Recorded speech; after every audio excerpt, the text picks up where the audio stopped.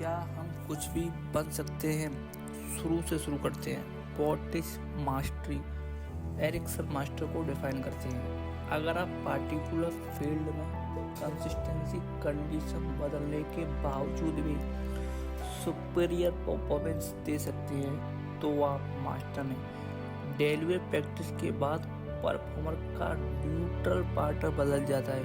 Master एक strong mental flow बना लेता है जिससे उसे बहुत जल्दी चीज़ों का अंदाजा लग जाता है। जैसे एक बेहतरीन प्लेयर को पहले ही पता लग जाता है कि कौन बेस्ट प्लेयर है और इसकी क्या टेक्निक होगी, और उसके दिमाग में सब कुछ पहले से ही सेटअप बन जाता है, जिसके कारण वो मैच में के बीच में मिली सेकंड में डिसीजन ले सकता है। MS धोनी वर्ल्ड के टॉप कीपर है क्योंकि MS धोनी इतनी प्रैक्टिस कर चुके हैं कि उन्हें पहले से ही अंदाजा लग जाता है कि प्लेयर की क्या स्ट्रेटजी होगी, और यही कारण है कि MS धोनी ज़्यादा प्रेशर में भी एक अच्छा डिसीजन ले सकते हैं। उसी तरह एक एक्सपीरियंस प्लेयर की प्लेइंग हो जाती है कि किस समय अपने गोल को अचीव करना है। एक्सपीरियंस आपको रॉन्ग डिसीजन से मिलता है जो कि बहुत समय में आता है। एरिक्सन अपनी किताब में कहते हैं कि ये मेंटल रिप्रेजेंटेशन वो पैटर्न है जो मास्टर के लॉन्ग टर्म मेमोरी में प्रैक्टिस के दौरान बन जाता है। इस पैटर्न में रूल्स, फैक्ट, तस्वीरें, आवाज़ वगैरह सब कुछ है जिसकी मास्टर को अपने फील्ड में ज़रूरत पड़ती है, और इसका साइंटिफिक प्रूफ भी है। जब हम प्रैक्टिस करते हैं तो ब्रेन का एक हिस्सा एक्टिव हो जाता है और memory, motor skill, language skill को सिग्नल या न्यूट्रल नेटवर्क के जरिए कंट्रोल करता है।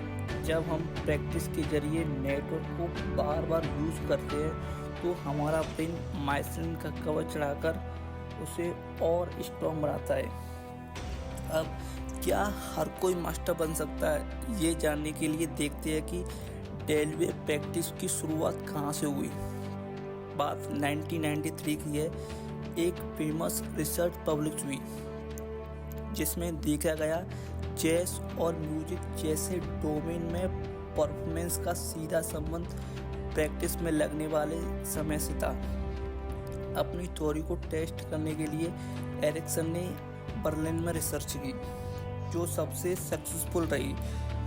ये उन्होंने अपने गोल पर 10,000 से ज़्यादा हावर कंसंट्रेट प्रैक्टिस की थी जो बिलो एवरेज परफॉर्मेंस थे। उन्होंने 5,000 घंटे प्रैक्टिस की थी। एरिक्सन का आर्ग्यूमेंट था नॉट टैलेंट, लॉन्ग हार्डवर्क और एवरेज परफॉर्मेंस में डिफरेंस पैदा करता है। 10,000 घंटे कोई फिक्स टाइम नहीं, लेकिन किसी भी इंसान को सफल होने के लिए 10,000 घंटों की जरूरत पड़ती है लाइफ में। ये बात एरिक्सन ने बताई। जैसे डेली प्रैक्टिस चेस में 26% सक्सेस के लिए रिस्पॉन्सिबल रहती है और म्यूजिक में 21 और स्पोर्ट में 18 जिम्मेदार है। और सही भी है। मेंटल टफनेस, टैलेंट, एनवायरनमेंट, बाकी कुछ फैक्टर भी अहम भूमिका निभाते हैं। इसलिए हर कोई डेलिब्रेट प्रैक्टिस के अनुसार नहीं चल सकता और ना ही कोई वर्ल्ड रिकॉर्ड बना सकता है।